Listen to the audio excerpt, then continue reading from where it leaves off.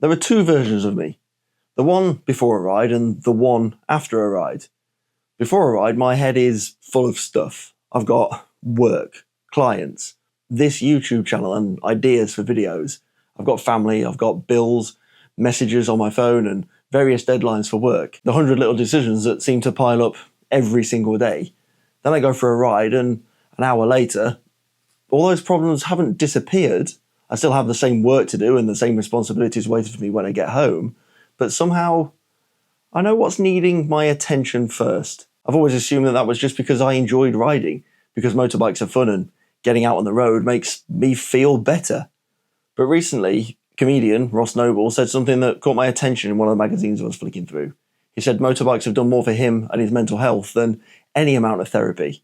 And I'll be honest, my first reaction was that, well, I've heard this all before. This sounds exactly like the sort of thing that most bikers say on Instagram and the internet and forums and people that you meet down at coffee shops. But then I thought there could be a video here if I go and look at the science. So I posed myself the question, are motorcycles really good for your mental health?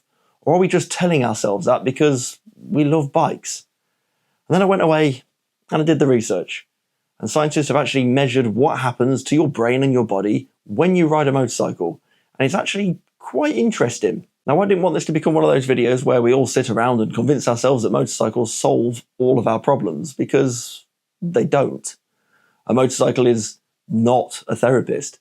A Sunday ride is not a real treatment for depression. And if you're genuinely struggling with your mental health, then you should speak to someone qualified. But with that all said, a lot of riders do feel better after going for a ride. And it's not just in a vague way, but in a real physical, mental and emotional way. You can leave the house completely stressed out, wound up, distracted and frustrated, and come home calmer, clearer and much more settled. And that's the bit I wanted to understand because I've felt it myself. When Ross Noble talked about riding, he didn't just talk about the bikes being exciting. He talked about what happened when the helmet goes on. He talked about how riding forces you to concentrate. You're thinking about the road, the next bend, the traffic and your lane positioning and the position and feel of the bike. And because your brain is doing all of that, it has very little room left in it for all the usual noise. And I totally relate to all of that. Now, all of this has real life scientific impact on us as well. It's not just magic that happens whilst you're out on the road. The science says that riding creates a very unusual mental state. You're alert, but you're calm, whilst also being physically engaged, but mentally clearer.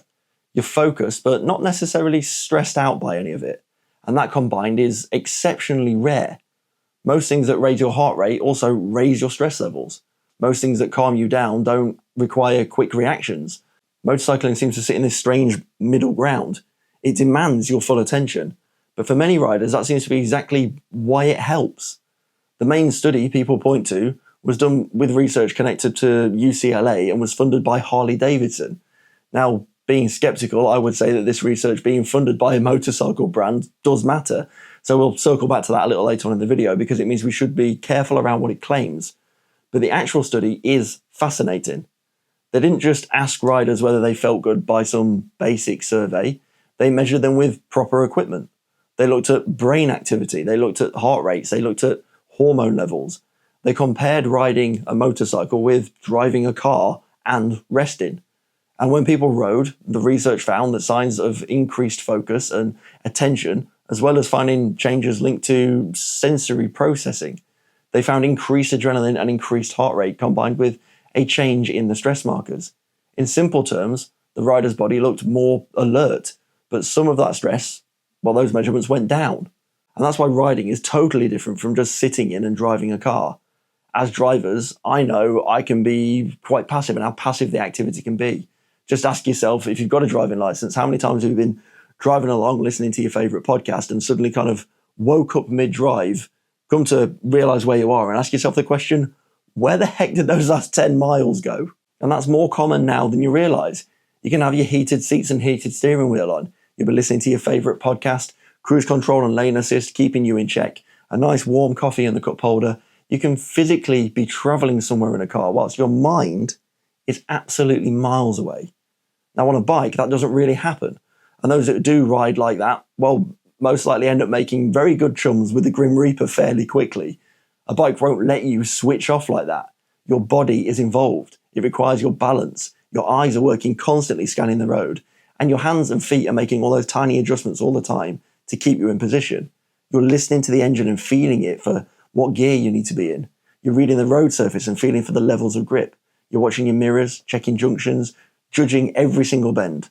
You're thinking about where you want the bike to go next. And if your mind wanders too far, well, the bike will remind you of that. Sometimes it'll do it gently, and sometimes not so much. Now, I know that rather ironically can sound quite stressful to non-riders, but for riders, that demand for attention can be the whole point, basically. It gives our brains just one job, and it's basically what a lot of mental health advice is trying to get people to do anyway. Be present. Stop spiraling out of control and stop ruminating on problems. Don't live in tomorrow's problems or yesterday's mistakes, but instead focus on what's happening right now. The difference is that on a motorcycle, you don't really get a choice in any of that. And that's why riding can feel so powerful. It forces presence without having to light ylang ylang and lavender incense sticks while sitting cross-legged on a rug and listening to whales farting. And that brings us to something psychologists will call flow state. Flow is that state where you are completely absorbed in what you're doing. You're challenged, but you're not overwhelmed by it. You're focused, but you're not panicking. The task is hard enough to keep your attention, but not so hard that you shut down and don't enjoy it. And when you're in that state, well, the rest of the world can go nice and quiet. You don't spend your time checking your phone or your emails. You don't reply to awkward conversations from 3 days ago worrying about decisions you're making. You're just in the moment. And I think riders know exactly how that feels. On a good ride, you're not really thinking in a normal way. You're not sitting there having a full internal meeting with yourself. You're just riding your bike. The rhythm gives your brain a break from the kind of things that, well, the things that wear you out. Your brain hasn't switched off. It's actually doing the exact opposite. Your brain is fully switched on, but it's switched on to something that, well, it's really important. It's about staying alive and enjoying what you're doing. A lot of the stresses in modern life don't come from just doing one difficult task. It actually comes from doing 20 different things all at once. You're replying to emails on your phone whilst thinking about what you're going to have for dinner. Or you're with your family and you get a notification and you're instantly distracted. You're watching telly whilst, again, scrolling on your phone. You're supposed to be resting, but your brain is already trying to work out tomorrow's to-do list. I don't know what you guys are like, but after a while, I find that sort of lifestyle becomes exhausting. Motorcycling interrupts that. It doesn't fix your life. It just stops the noise for long enough that your brain can rewire itself. From my own experience, riding has never been about escaping my life. I bloody love my life. I don't ride because I want to run away from responsibilities. It's actually almost the opposite of that. I work 2 jobs, one as a video producer and content marketing exec for a university, the other through my freelance video business, filming and editing for different organizations and companies around the city I live in. On top of that, there's this YouTube channel, which I absolutely love creating for. But anyone trying to grow a channel will know that it brings its own pressures. Right now it's 11:30 on a Saturday night, and this video is going to go out tomorrow. Then there's the ideas and the researching, the scripting, the filming, the thumbnails, the tags, the comments with you lot in the comments section, analytics reviews, random opportunities coming up with brands. The YouTube channel is almost a 3rd job. Then on top of that, I've got a 5-year-old son, and in 5 days' time, my wife and I are expecting our 2nd child. My life is full, but it's full in the best possible way. And like everyone else, there are friendships, family, money, house, jobs, messages, bills, all the normal stuff that comes with being an adult. Most days it can feel like every part of life is asking for a piece of me. Someone needs a decision, someone needs replying to, something needs fixing, and something needs planning in. And then I put a helmet on, and for an hour or 2 on that bike, nobody needs anything from me. My inbox can wait, my clients can wait, YouTube can wait. The group chat, that can wait. Everyone and everything can wait. The only thing asking for my attention is the road in front of me. And strangely, that's often where the clarity in my life comes from. I don't come home with fewer responsibilities. I come home knowing which ones of my responsibilities actually matter the most. From inside the helmet, it can feel like one of the few places left where my mind isn't being pulled in 5 different directions.